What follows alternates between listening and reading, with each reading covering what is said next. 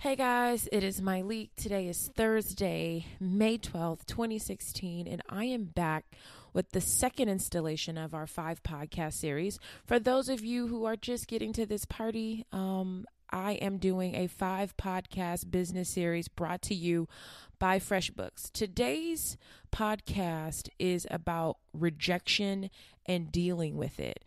For those of you that don't know what FreshBooks is a really easy to use cloud accounting software that helps us entrepreneurs deal with all the paperwork we don't have any time to deal with. For those of you that have to work on your business, you have to do your business and then work on your business. I always pick one day to sort of do what I call the business of your business. And that is when you go through your finances, you go through your invoices, and you make sure everything is on the up and up. Monday is my favorite day to do that. What I love, I used FreshBooks when I first started out as an entrepreneur. And what I love is how easy it is and how simple everything can be. If you need to get an invoice made, you can make it in just a few seconds. You can have your logo on it. FreshBooks help you make sure that you get paid on time. They keep track of receipts. And more than anything, you just want to stay organized for that good old tax season. There's another feature that they have that I absolutely love is project deposits. So before you kick off a project, FreshBooks has a feature that lets you ask for a payment upfront. Everybody knows we love those upfront payments. I want to know, I've gotten some tweets about people trying FreshBooks. Please tweet me. Let me know what you think about it because I loved it. If you want to use my free 30-day trial without a credit card, all you have to do is go to freshbooks.com/mytaughtyou. And in the How Did You Hear About It section, let them know that you heard about it from my podcast, My Taught You. So once again, that's freshbooks.com/mytaughtyou. Now, let's get into rejection. I know that rejection is difficult for most of us. It doesn't matter who you are, where you are, how successful you've become. Rejection is difficult to deal with at times. But you have to know that it is inevitable, and it's going to absolutely be inevitable in your career as you try entrepreneurship. Throughout entrepreneurship, you are going to deal with rejection. So I have 5 points. No, I have 5. I have 7. I have a couple of extras this time about rejection. And so first point that I made is that you have to know that what you're doing and what you're selling is not for everybody. I think that a lot of us we start our business and we immediately think that everyone should be as excited as we are about what we are selling, be it a service or a product. And you have to understand that that's not what it is. It's not your job to convince people that what you have is for them, okay? It's not your job to convince them. Your job is to find people that are looking for what you have. Your job is to find the people that are already sort of like interested and they were looking for what you're selling. And so I think that knowing that changes the way you do business. And so, I think you can also apply that to dating. It's just like, it's not your job to try to convince someone that you are the hottest. It's your job to find someone who's looking for someone with your bag of qualities. You know what I mean? And that's the same thing that I feel about business. And you have to know that. And also, please, no begging. Like I have this written in bold, no begging. One thing that I find that a lot of people do on the internet is I can easily go on my Instagram and there will be people who will be tagging me saying, please, share this, I get links to GoFundMe. And like, that's just not cool. Like, I'm going to say that to you. That's not cool. That's not marketing. That's not even selling. It's really kind of just being annoying. And you have to use your platform to sell your things. Use your platform to sell your things. Tagging people, adding people, I don't think is cool. I just think that like, let those people find you, but you have to become more creative in your strategy and in your marketing. But, sometimes people I see like adding Oprah, hoping that she reads this. And it's just like, do you really think that that's the most effective way?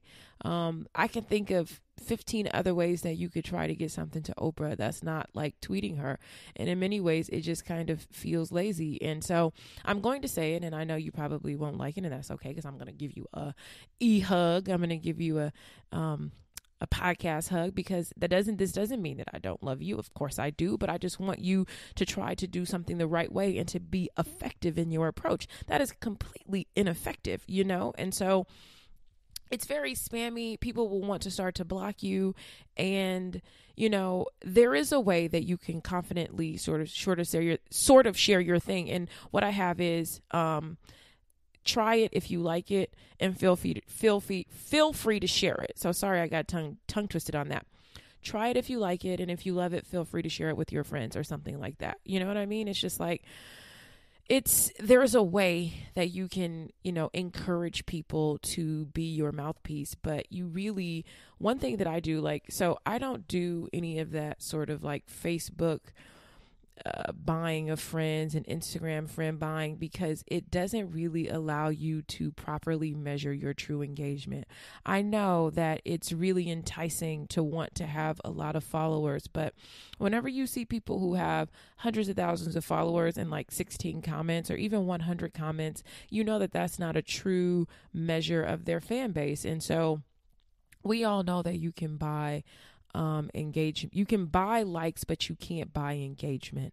And engagement is what's really important. And if you are not being wise about, the people that you're interacting with, and you don't always need a lot, I've said this before, you don't need a lot of followers. You just need the followers that you have to really be down for you and into you. And so work on building your business tribe, work on getting your group, your posse, your crew of whoever, and you just work on them, and you just sell to them, and they will broaden the business circle for you. Then you don't have to start adding and tagging people. When you take care of your people will take care of you.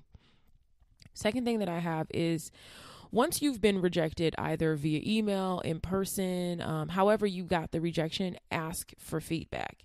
And what you want to start to assess with this feedback is this feedback about the person that I'm dealing with, or is it about the company structure? I think that this gives you an opportunity to do one of two things. First, it allows you to assess that person, the personality of that person. So I pitch my business in the beginning. Oh my God, I was pitching to so many companies, with so many different people. So in some instances, you would deal directly with the owner of companies and brands, smaller ones or even the larger ones. And then in other instances, you're dealing with the marketing director or the PR person. And all of those different titles come with different responsibilities and workloads and temperaments. And, I always like to figure out, what that person's title is. It doesn't hurt to do a quick LinkedIn search to sort of see what their pedigree is, to understand where they're coming from, to see what you're up against. And then, you can determine, is this a company value rejection or is this a personality rejection? I also think that when you ask for feedback, it helps you get a better understanding of the company's goals. Everybody's company is looking to do something different each year, each quarter, and you just want to make sure that you are completely up to speed with what it is that they're looking for. I'll tell you a story about Shea Moisture, which is one of my I really love Shea Moisture. It's not just one of my favorite brands to use personally. I really enjoy having a pseudo business friendship and relationship with Rich Dennis. If any of you have ever had the chance to sit down with him, he's insanely smart, insanely curious. He will ask you tons of questions, and it's always just cool sitting down with someone who's been at this for so many years, but is still inquisitive as if it's their first day. But anyway, so back in the day, when I first started, who would I want to be working with? Shea Moisture, obvi. So it was just difficult to penetrate the machine that is this massive company. For those of you that don't know, like, they really do numbers. So, after about, I would say, a year of like trying, there was a girl, Nicole, who was working with them. I had gotten in touch with her, and she had gotten me a meeting with someone else, but I could never really like get that curl to really curl over. Like, I just couldn't, in the beginning years, I just couldn't get anything to happen. And so I finally was able to get on the phone with their sort of like VP of marketing, and she had some really great feedback for me. She was rejecting me, but she rejected me with some amazing feedback. And she was just like, we're not doing it, and this is why. And once she sort of explained to me the reason why, I was able to work on getting them the sort of information that they would need from me. And so I didn't take it personal. I was appreciative. And I also understood her personality. It's funny.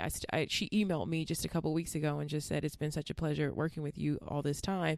And she just has a much different personality and a much different temperament. And she has, a higher standard of like what she's looking for. Like, you just are not going to give her anything. And I appreciate that, because that helps me step my game up. And when I'm coming super strong, when I know it's like she taught me how to come even stronger, to these much bigger brands that are expecting more of me. So I can't even knock the hustle at all.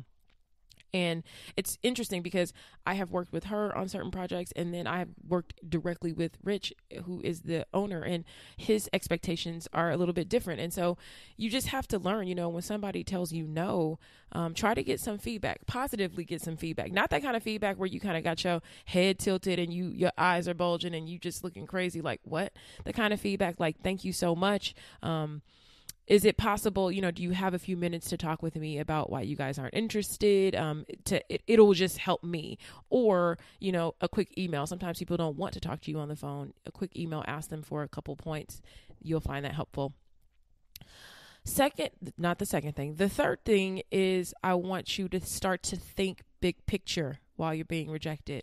No today is not a no in a couple years. Wherever you are today is not where you're going to be in 2, 3, 4, or 5 years. And so maybe somebody is saying no to your 2-year company, or maybe somebody is saying no to you at 3, but they likely won't say no to you at 10. They likely won't say no to you at 5. And so I wouldn't take it personal. It's just all in how they do it. I will tell you, there is one no that I got that I found to be very disrespectful. Because I think that there is saying no, and then I think that there is sort of attempting to break someone's spirit, attempting to shut someone down and sort of like piss on their dreams. You know what I mean? And like, that's not my jam. There's a way that you can say no, and then there's just another way that you can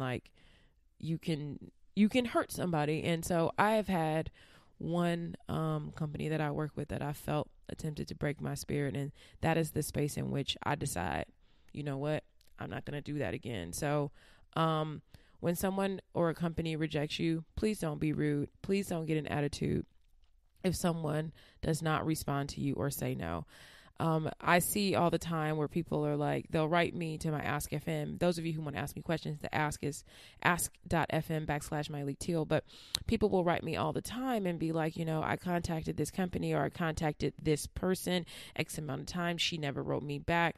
Like, that's not shady. She doesn't know you, or he doesn't know you, and you don't know this person's workload. You don't know how many people are contacting this person with the same exact question. A lot of times the stuff that you're asking, they've already talked about. If you just Google the person, I have done so many interviews on the how, on the why, on the when, or the where. Do some of your own homework and find this out before, do some of your own homework and find out, as much as you possibly can before contacting someone or contacting a company. There are times when you'll contact a company, and if you just did a little bit of research, you'll find that that's not even what they do, or they don't sponsor things like that, or there are certain things that they sponsor, and you need to find out what those things are. So, I think you definitely do not want to get an attitude, and you definitely don't want to do funky responses. Like, just stay away from that. I have a rule that I do. It's a 3 times and done. So I'll do 3. I'm going to try to reach out to you 3 different times, 3 calls, 3 emails, 3 meetings. So they may be all in one format, or I may mix it up. But after I've reached out to you 3 different times and you don't respond, I'm going to go ahead and move on. Maybe I'll try to circle back in another, I don't know, year or so, but don't try to beat a dead horse. Everybody knows if you emailed them, they likely got it. Not sure whether they opened it or not, but you don't need to keep doing that. And it just makes you seem like you are desperate and don't have other things going on. You know what I mean? It's like, while you really may want this person's business, you don't need to do much of anything more than 3 times. There are plenty of companies that ignored me or told me no years ago. And when they were ready, there are plenty of those companies that I now work with. And when they're ready, I'm just as eager and just as excited to work with them as I was when they told me no. I'm not taking these things personal. Sometimes it's just about timing, and that can apply to relationships as well. They may have been, now they may need our services when a couple of years ago they didn't, or when they had other plans that they wanted to try, or they were somewhere else in their business, or maybe they didn't have the budget for it.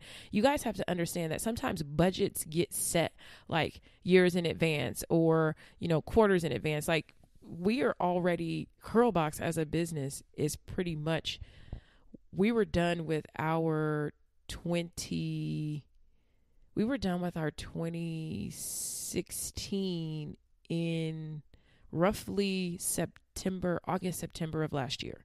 So think about that. So just imagine how early other companies are on what they're doing. So you need to figure out what people's calendars are. And if you are emailing people trying to get sponsorship for your event in 2 weeks or 2 months, girl, come on. All right. Number 4, which I think is really, really important for you, because I don't think you do this, is you have to acknowledge and share your accomplishments. That's going to help you in rejection. Imagine it like this. Imagine the guy that dumped you because he said you weren't beautiful, or you weren't this and you weren't that, and then you post that most poppin' selfie, or he said you were never going to have a fab job, and you post that picture in front of on 5th Avenue. Like, you have to let your rejectors know that you're still popping without them, that you're still flourishing without their sponsorship, without their check, without their whatever acknowledgement. You let people know that you're still popping. So a 2011 Catalyst study found that the most powerful tactic for women in advancing their career was to make achievements known. Our achievements don't always speak for themselves. Sometimes you have to speak up. What does that mean? If you got a promotion, let people know you got a promotion. If you are featured in an article, let us know. Whatever you're doing, please let people know, and don't get so consumed with being worried about people thinking you're bragging, or, you're tooting your own horn. Honey, you have to do that. There is no other way for people to find out. And what it says to those companies that weren't so sure about you in the beginning is like, oh, so we didn't work with her, but this company worked with her, or that company worked with her, or she got this deal or that deal. Don't think people aren't watching. They're watching. And so you need to always let them know what you got going on. Number 5. Oh, and before I say that, I had a note that says, show relevant communities what you've built, right? So you just want to make sure that you're sharing the right thing in the right space. People who care about you and care about what you're doing should know what you're doing. And people who don't worry about it. Number 5, I have my method of, okay, you want to write this down. So this is my method of how I establish a relationship when there is not one. It's first I have meet, second I have call, third I have email. Meet, call, email. I want to share this with you because a lot of people start with email first, and I really just don't think that that is the most effective way to establish a viable business relationship. If you can meet the person, do that. If they are speaking somewhere, you need to get on a plane. You need to get there and get back however you can make it work. If you have, if there are people that you really need to talk to or that you really want to know, you need to figure out how to find them and not be stalkerish, but just let them know what you're doing. I've done it before and I still do it. Like, I got invited last year to, Lisa Price she worked with March of Dimes, and she got invited. She had this table, she was selling tickets to her table, to sit with her and have lunch with her while she gave, she gave a speech. She was getting an award that year. And I'm like, okay, I could have sent emails or, try to ask her, hey, when will you have some time to sit down and like have lunch? Or I could pay the money. I think it was $2,500 to that money was going to March of Dimes. So it was for a good cause. I was able to write it off to sit at her table and have lunch. So not only did I get to sit at her table, think about all the other people that she had invited to sponsor this table. There was like the CEO of the Home Shopping Network was there. Monique C of Monique C plus size clothing. She was there. There was just all these amazing people that were sitting at this table. And I know to a lot of people, $2,500 may sound like a lot, but I imagined it as me having to like fly to all these different places and meet with all these different people, or the amount of money or time I would have spent trying to get to the person who knows the CEO of Home Shopping Network. To be able to sit and have a very nice lunch with these people, it was worth it, so you try to meet these people and you're going to have to invest in the meeting. Same thing happened when I wanted to have a conversation with Rich Dennis of Shea Moisture. You know what I did? I saw he was speaking somewhere. I was like, I found it buried in some pages on Facebook that he was going to be speaking at this event that was exclusive for, you had to be a licensed hairstylist to be at this event.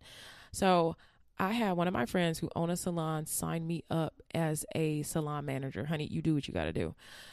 Sign me up as a salon manager. So I was able to get into the event, and I got into the event and I talked to him, and he was kind of just like hanging out in the back of the class before he was going to do his speech. And I got there early and I talked to him, and I was able to talk to him and tell him what, I felt like I wanted to tell him, things that I knew that would have gotten ignored in an email or that people that may have never passed along. And I let him know, I flew here to tell you this. People will respect you when you try to meet with them. Go out of your way to meet people versus just sending an email with your little cute little deck and all your little statistics. Don't nobody care. You need to get in people's faces and you need to let people know how passionate you are about what it is that you're doing. So if and when you can, you need to meet first. Second, call. Get the person on the phone so you can gauge their interest, so you can find out what they're looking for, so you know what to send in the email. Okay, so try to get the person on the phone, and then email last. So stop blind emailing for things that are super crucial to you. Try to call. Try to get that person on the phone. Ask for just 15 minutes of their time. 15 minutes is the sweet spot, because you can't really do anything in 5 minutes. But 15 minutes, everybody has 15 minutes in their day. So try to do that when you're trying to establish something from nothing, because sometimes you feel rejected by the sheer fact that you can't even get anybody on the phone. Number 6 is that no one owes you. Okay, stop contacting successful people, asking them how they did something. I get people who write me all the time and they're just like, I want to know what my podcast microphone, who did your this? And it's like, the truth is that even if I tell you every single thing that I do, that's not going to make you successful. It's your heart and soul that's going to make you successful. And so people are not going to take the time to tell you, not because they're trying to shade you, but because they know that it doesn't make a difference. You know what I mean? It doesn't make a difference. And it's not as good to you and for you when you don't figure it out on your own. So first of all, figure it out. And you have to, no one owes you. You have to earn things with your social and reputational capital. So people are measuring you based on your following, based on what you have going on. And so instead I would not spend time focusing on the outside. I would be focusing on the inside. Focus on getting you have a better chance at getting the non-CEO, the non-marketing director on board to deal with you, meaning like as your follower, then you have a better chance of just getting followers, getting the everyday person to buy into what you're doing. And that's going to help you gain the attention of these big people that you're trying to reach today. So don't focus on them today. Focus on, and I don't even like to call them smaller followings because they're not. I had a friend, sidebar. I was out over the weekend and I met a young lady who, hey girl, if you're listening, because she said she listened to my podcast. I met her at Ponce City Market and she was just like freaking out. She wanted to take a picture together. And this happened like over the course of the weekend. Like I went to lunch and I got out the car in the parking lot and these two girls are like, hey, Myleik, and my friends were experiencing this. And so a lot of my friends don't experience this with me. And so we were in the car taking them to the airport and they were like, does it freak you out? Or like, do you get annoyed with like people coming up to you and wanting to talk to you? And I was just like, no. These people that come up to me, you guys that listen to me, validate me, you give me, I grew up feeling like I had a voice, but nobody listening to it. And you make me feel special by simply listening to me. There are other things that you could be doing with your time. I absolutely know that, but you choose to be a part of my life. And so if I can just be a part of your life for a second, taking a photo with you, chitty chatting with you about what you're up to when I have time, sometimes I don't have time, but when I do have time, I love to talk. It's not going to hurt me to spend a couple minutes with you. I feel this relationship, with you. And so I feel like you guys, every listen, every follow, you guys are bigger to me than me trying to like get so-and-so CEO on the phone or getting, you help me get these opportunities. People notice me because you noticed me first. So I'm saying that it's okay to focus on your following. It's okay to focus on, it goes back to my very first thing of, it's not your job to convince people that something that you're doing is for them. It's your job to find the people who are already liking what you're doing and doing more for them. So that's what I think you should focus on. My last thing as far as rejection is to keep trying. Learn how to absorb blows. You're going to have to learn how to. You're going to learn how to gracefully take a blow, gracefully take a punch. If somebody punches you, just like that, those little punching bags, you fall over and you just pop right back up, because that's going to happen. I hope that in rejection, you also learn to get creative, because sometimes something has to happen with or without a person or a company or a sponsor, and you have to learn how to get creative and make it happen anyway. And we have found that happening all the time. We have learned how to get really creative, and it has just helped us be more agile as a business. Use the rejection to reassess. Like maybe your plan A wasn't the best plan. So reassess your plan. I don't care what you do, please do keep it moving. And so I just want to thank FreshBooks again for sponsoring these podcasts. You can check out their services. They're free for 30 days at freshbooks.com/mytaughtyou. Thank you guys for listening. Have a good one.